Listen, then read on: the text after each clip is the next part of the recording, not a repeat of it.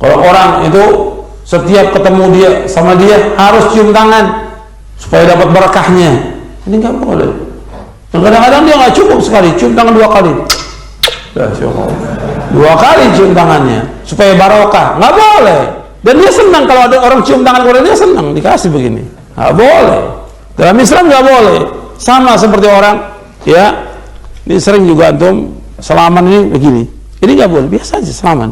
Kalau kita kan biasa sampai nunduk-nunduk begini, nggak boleh. Atau numpang-numpang begini, ya. Ini nggak boleh dalam Islam, tidak boleh. Tidak boleh dalam Islam. Ini ruku dan sujud itu milik Allah. Nggak boleh orang itu membungkukkan dirinya begini, nggak boleh dalam Islam, tidak boleh. Masuk dalam hal yang dilarang diikutkan oleh para ulama adalah mengambil sesuatu yang dianggap berkah padahal tidak ada berkah. Jangan pernah ada yang cium tangan, teman-teman sekalian. Kalau sama saya pribadi, banyak ikhwan yang datang mau salaman, jangan tunduk hanya untuk Allah kalau salaman sama saya. Mulia antum seorang manusia muslim, tak boleh gitu. Ini enggak, buat seperti harus dikultus, harus dihormati, harus segala macam. Dari mana ini? Tak boleh semua dalam Islam. Mengenai satu amalan yang dianggap menyembah guru, yaitu cium tangan. Kalau orang Bandung udah biasa cium tangan sama guru, ya. Apa kata si Ustadz? Itu sampai kepada saya dan tunjukin videonya. Takbilul liyad nisfus sujud, mencium tangan separuh sujud. Ini bahaya nggak kalimat ini? Bahaya, ya. Karena sujud di situ artinya nyembah, toh, ya. Berarti saya separuh nyembah guru kalau cium tangan guru. Ini bahaya. Sampai salaman aja bolak-balik sampai infeksi itu tangannya Pak Yainya. Itu coba santri 1000 infeksi. Sementara Allah menegaskan, ya ahlal kitab la taghlu fi dinikum wa la taqulu 'ala Allahi illa al-haq. Innamal masihu Isa bin Maryam Rasulullah wa kalimatuhu. Dengan hulunya kepada orang soleh, akhirnya mereka menjadikan Isa Tuhan. Makanya Rasulullah memperingatkan kepada kita, la tadruni kama atratin nasara ibnu Maryam. Janganlah kamu kultuskan aku seperti orang Nasara mengkultuskan ibnu Maryam jadi Tuhan. Menghormati orang-orang soleh adalah kewajiban, tapi jangan sampai melampaui batas. Kalau kita melampaui batas, maka itu akan menjadi pintu setan terbesar untuk menjerumuskan kita di dalam dosa terbesar, yaitu dosa yang paling Allah murkai, dosa kesyirikan dan kekafiran, yaitu perbuatan melampaui batas, berlebih-lebihan di dalam mencintai dan memuliakan orang soleh. Kita coba cek ulama-ulama tabi'in, bahkan di sahabat sudah ada, ya, lebih dari cium tangan. Antum coba lihat, suatu kali seorang tabi'in datang kepada Anas ibn Malik, mengatakan, aku mencium tangan Nabi SAW dan aku merasakan tidak ada tangan yang lebih sejuk, lebih halus melebihi tangan Rasulullah SAW. Ketika seorang sahabat ini berjalan, didatangi oleh tabi'in. Salah seorang tabi'in ini kemudian bertanya, ya Anas, hei Anas, hal ra'aitan Nabiya sallallahu alaihi wasallam? Apakah engkau benar-benar telah memandang Rasulullah dengan matamu? Apa jawaban Anas? Oh, na'am. Ra'aitu bi'ainayya. Orang itu nanya lagi, dengan mata yang mana? Mata yang ini. Ditunjuk matanya. Maka orang itu minta izin, wahai Anas, izinkan aku mencium mata yang matamu itu memandang Rasulullah sallallahu alaihi wasallam. Nisfu sujud enggak? Saya nggak habis pikir itu, kenapa orang berani mengatakan ini cium mata, bukan hanya cium tangan.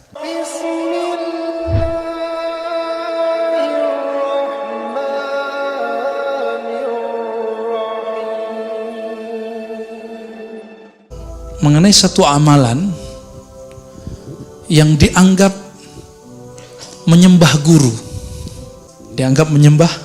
guru, yaitu cium tangan.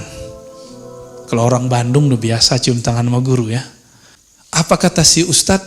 Itu sampai kepada saya dan tunjukin videonya. Takbilul liyad nisfus sujud, mencium tangan separuh sujud. Ini bahaya nggak kalimat ini? Bahaya, ya. Karena sujud di situ artinya nyembah toh. Ya. Berarti saya separuh nyembah guru kalau cium tangan guru. Ini bahaya. Kita coba cek ulama-ulama tabi'in. Bahkan di sahabat sudah ada ya. Lebih dari cium tangan. Antum coba lihat. Suatu kali seorang tabi'in datang kepada Anas ibn Malik. Anas itu 10 tahun khidmah untuk Nabi SAW tidak digaji. Adakah hari ini khadim, asisten rumah tangga, pembantu yang mau bekerja tanpa digaji? Gak ada. Ya. Ummu Sulaim, ibundanya Anas ibn Malik radhiyallahu taala anhuma, itu mengirim Anas untuk mengabdi kepada Rasulullah dan mengatakan, wahai Rasulullah, kami tidak minta gaji, tapi minta doa. Tapi minta doanya nanti di akhir, setelah Anas mengabdi. Anas mengabdi 10 tahun, selesai mengabdi ketika udah dewasa, jadi umur 10 tahun dia mulai ngabdi. 11 tahun kurang dikit, Ummu Sulaim datang kepada Nabi dan mengatakan, ya Rasulullah, ud'u lahu, tolong doakan siapa? Anas ibn Malik. Maka Anas ibn Malik didoakan. Doanya melebihi gaji seumur hidup. Gaji 7 turunan, Pak. Apa doanya? Allahumma akthir malahu wa auladahu wa adkhilhul jannah. Nah, riwayatnya macam-macam, kita ambil satu riwayat itu. Ya Allah, banyakkan hartanya, anaknya, dan masukkan surga. Banyak harta itu lebih dari gaji, Pak. Maka Anas salah satu sahabat terkaya di zamannya. Jadi kaya itu nggak bid'ah. Antum kaya itu nggak bid'ah, itu sunnah. Itu doa Nabi Sallallahu Alaihi Wasallam. Tapi jangan gaya hidupnya gaya orang kaya, gitu. Karena kalau gaya hidupnya gaya-gaya orang kaya, apa kata Ibrahim Al-Qassar?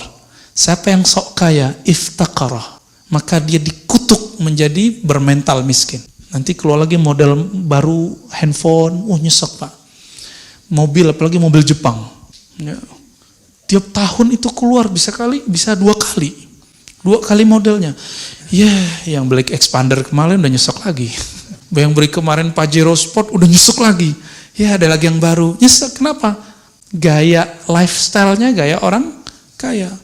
Jadi apa kata Nabi? Allahumma ahyini miskinan. Ya Allah, jadikan lifestyleku seperti orang miskin. Orang miskin tuh dapat dikit senang, dapat banyak bersyukur. Udah begitu belum? Nabi kaya apa miskin? Sepakat? Yang bilang Nabi miskin gak kenal Rasulullah sallallahu alaihi wasallam. Perlu belajar sirah nabinya lebih banyak. Ditambah SKS-nya 20 kali lagi. Menafkahi seorang istri itu perlu ma'isyah gak? Bukan ma'isyah ya, ma'isyah. Satu istri Nabi punya rumah, dibelanjakan, kemudian punya kendaraan, punya pembantu. Berapa kira-kira gaji orang yang punya kemampuan seperti itu hari ini? Antum hitung sendiri ya, karena gaji per kota akan beda. Istrinya 9, antum kali aja, yang tadi kali 9. Kaya nggak tuh? Kaya Pak, bukan kaya orang kaya, tapi kaya.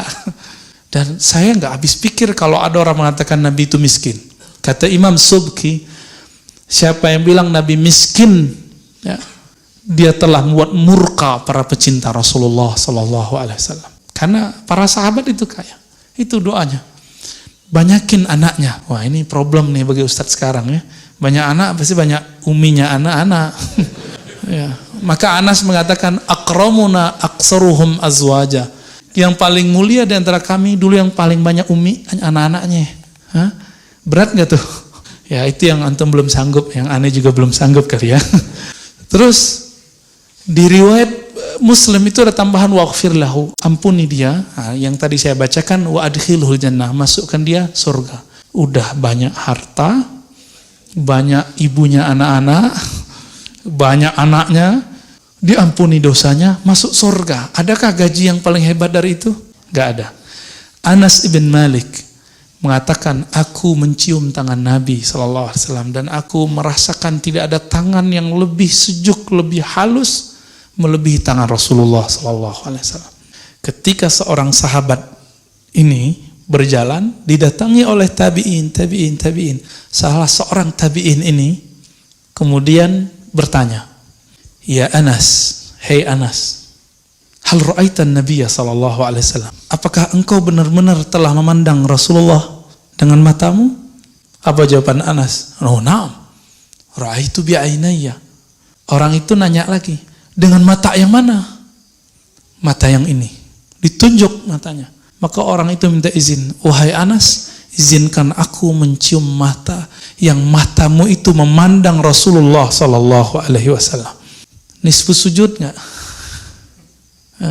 Saya nggak habis pikir itu, kenapa orang berani mengatakan ini cium mata, bukan hanya cium tangan. Bahkan Ibnu Abi Mulaikah datang kepada salah seorang sahabat Nabi dan mengatakan, "Mana lisan yang dulu lisanmu itu diludahi oleh Rasulullah sallallahu alaihi wasallam?" Dikeluarin lidahnya, dicium lidahnya itu. Itu bukan homreng itu, Pak, bukan. Tahu homreng kan? Bukan. Itu yang disebut dengan bab at-tabarruk.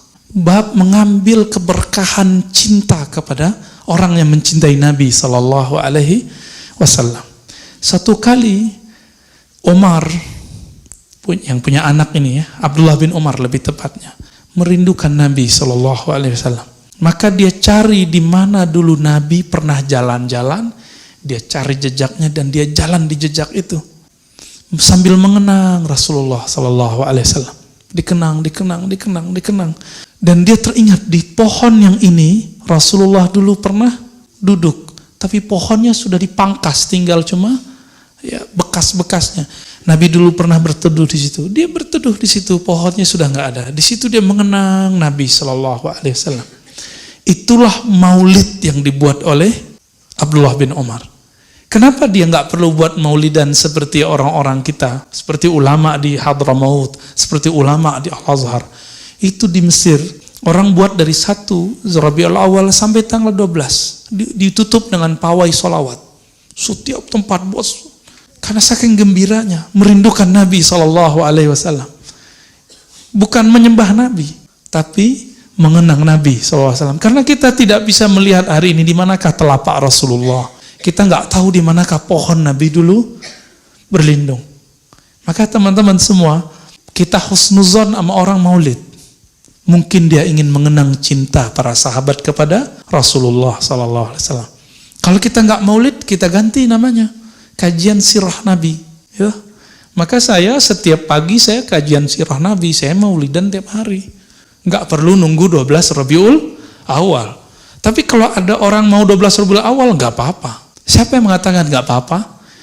Itu imam syekh yang dulu dinukil oleh guru antum, guru kita semua, guru anak-anak muda di Indonesia, Ustadz Adi Hidayat, yang karena nukil imam ini, beliau ditahzir oleh banyak orang. Siapa nama orang yang disebut oleh beliau? Sayyid Muhammad Ahlawi Al-Maliki. Gelar Sayyid bagi orang yang tidak faham dikira menyembah guru. Disebut Taghut Makkah.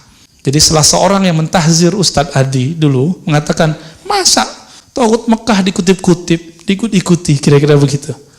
Apa kata Sayyid Muhammad? Orang Makkah.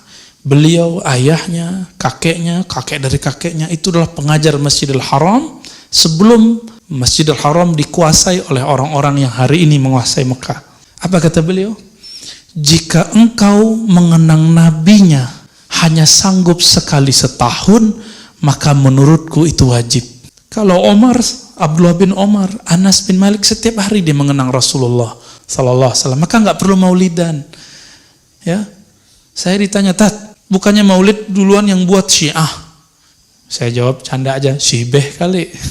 Ya, di Syiah ada, betul di zaman Fatimiyah. Tapi di kalangan Muslim itu Sultan Muzaffar, lalu dibangkitkan lagi oleh Sultan Panglima terhebat yang kita puji setiap saat, Salahuddin Al-Ayyubi. Jadi dua orang ini, kita nggak ikut maulidnya Syiah, kita ikut maulidnya Ahlus Sunnah. Maka jika disebut bid'ah, teman-teman, mari coba kita bandingkan bid'ah menurut para sahabat, para ulama dengan bid'ah menurut para pendakwah hari ini.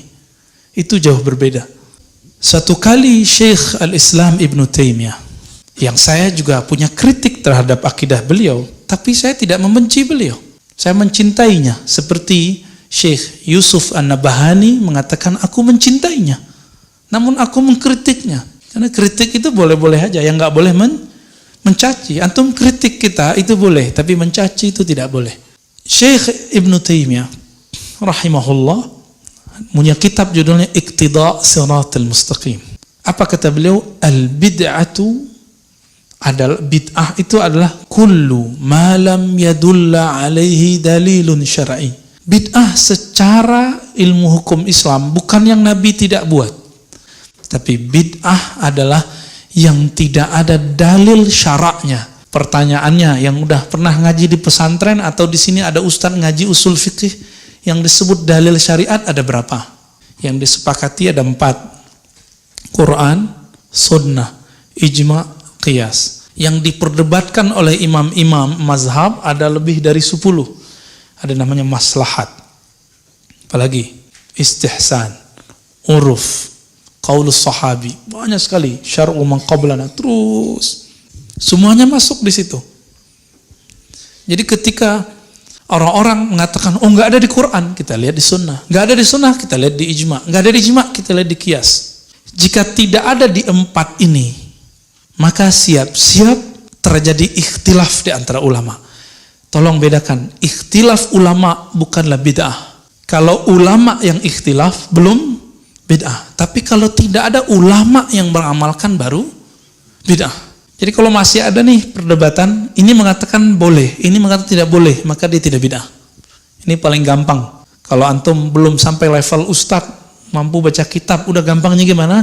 Jika masih ada ulama yang mengatakan ini baik, ini tidak baik, maka yang baik adalah sunnah.